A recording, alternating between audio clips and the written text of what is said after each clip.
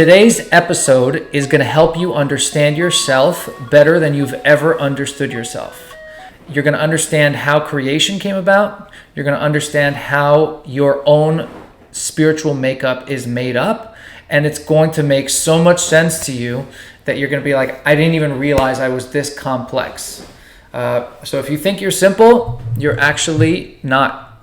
Before I get started, no fake sponsors today, but I do have a nice guest in the recording studio today. Can't tell you who he is, but he's blonde and he's 8 years old and he scored a goal in hockey today. All right, we're going to take a little bit of a pause from what the Tanya says in chapter 3 in order for me to be able to give you some background information.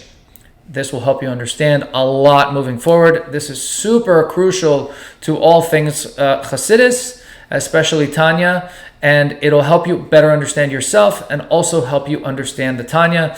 Before I do so, please hit the like button. Please subscribe. If you don't have patience and you're about to stop watching, watch for a little bit longer, but I will do a recap every Friday, 3-minute quick recap. But watch this because you'll understand in much greater detail, and this is super important for the rest of your understanding. Okay. Your soul, we said there's two parts. There's the animal soul and the godly soul.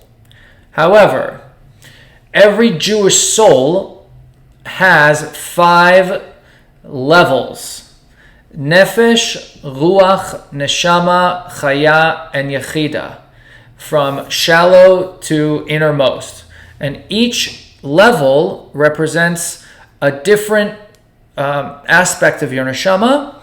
The nefesh is basically what powers your body as the most shallow, and the yechida is the one innermost part of your soul, which is always tied to God at all times directly. It's a straight up part of God. It never disconnects, and every single Jew, every single Jew has that within them, and that is why we are able to give up our lives for God, because that innermost point knows that it's always connected. And you see that now more than ever, unfortunately, with what's going on in Israel. You'll see how Jews are digging deep down, and people who have had no contact with anything religious are all of a sudden putting on tefillin and giving tzedakah and just being there for other Jews in a way that they've never done before. And that is because of this 5th innermost aspect of the neshama. Okay, now that you know about those 5, let's talk about the in-depth detail of every single one of those parts. Your spiritual makeup is made up of 10 faculties, and your faculties are mirrored based on the 10 spheras, or the spheres of the world and how the world was created. There's this whole order of creation, and it's broken down into each world, spiritual world, coming from high to low. And each one of those worlds, there's 4 worlds, each one has 10 spheres or 10 faculties or 10 levels from top to bottom. Now, man mirrors creation, and creation mirrors God. So God set up a system, and then he set up our souls to match that system so that we could look at the world and understand ourselves and understand the world. So it kind of works together, vice versa. Now, these 10 faculties of your soul are broken down into 2 groups. The first 3 are your intellectual faculties. So this is basically like your spiritual DNA. If I was to look at your traits of a man, I would break it down into 3 intellectual faculties that reside in your brain, and 7 emotive attributes, meaning they're tied to your emotions or character traits. So, and the world mirrors these 10, the way creation happened. And the first 3 are singular. The second 7 are doubles. They're called doubles. Now, the 7 days of creation mirror the 7 emotive attributes. And the first 3 are what happens before creation. So let's talk about this practically as far as how it is these faculties express themselves in the human soul. This is really important. Please stick with me on this. Don't stop watching right now, because if you don't know this, you will struggle immensely in all of your Chassidus learning. The first three faculties are intellectual. They are Chokhmah, Bina, and Dat. Itai, please put a pop-up somewhere that shows these. Okay, Chokhmah is wisdom, Bina is understanding, and Dat are knowledge. This might ring a bell in case any of you know what Chabad stands for. It is Chokhmah, Bina, and Dat. That is because Chabad Hasidus is based on the three intellectual faculties, using those three intellectual faculties to affect your 7 emotive attributes, which we'll talk about in a second, in order to make you a better Jew, a better God-fearing Jew, one who does more Torah and mitzvahs. Okay, so you have Chokhmah, Bina, Dat, wisdom, understanding, and intellect.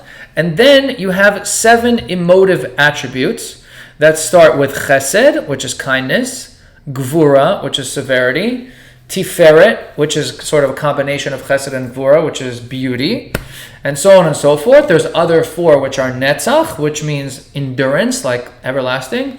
There's Hod, which is splendor, like majesty. There's Yesod, which is foundation, and then there's Malchut, which is like kingdom or royalty. Okay, so Chokhmah, Bina, Dat, group of the first 3, Chesed, Gvura, Tiferet, Netzach, Hod, Yesod, Malchut. Those are the 7 emotive attributes. Why are those important? Because they represent our build. And if we understand our build, like I told you in the beginning, you're going to understand yourself better than you ever have before.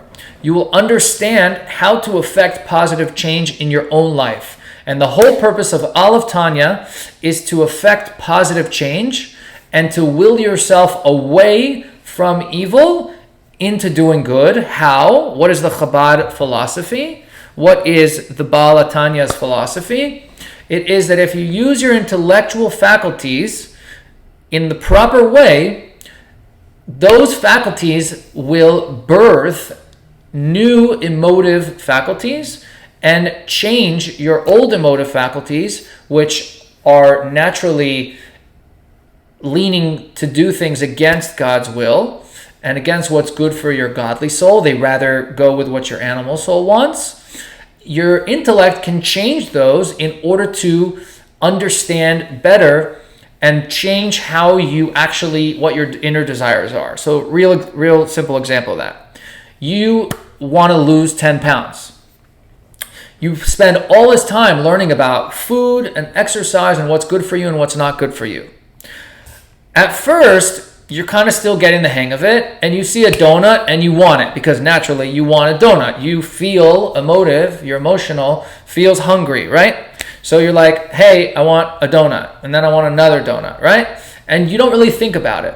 The more you focus on your weight loss, the more you understand that it's healthy for you to lose weight, that you think you're going to look better, that you're going to lose calories by eating the proper amounts, the proper foods, going to the gym, playing sports, etc., the less you will naturally want those bad foods, the less you will want to just sit in front of a couch eating potato chips. You're going to want to be in the gym instead, because your understanding, your knowledge, your understanding, your wisdom, your knowledge, your understanding have now changed your emotive attributes. So now your desires are different. You want something else as a result of that. I talked about this in a way earlier video, but I'm refreshing this because you're going to need this in the rest of Tanya and all of Chassidus. So the one key note I need you to leave here with is that you have 3 intellectual faculties and you have 7 emotive attributes. And the way we are geared and wired up is that your intellect can change your emotions by thinking proper things and dwelling on them. We will focus on this a lot more in a little bit, but that is it for now. I'm changing my mind. There is a fake sponsor for today who's actually a real sponsor, Amir Transports. This sponsor was sponsored my life for the first half of my life. So thank you. And if you need anything shipped or transported or warehoused or whatever, call Amir Transports. Find the hidden gem. Hang around for the credits.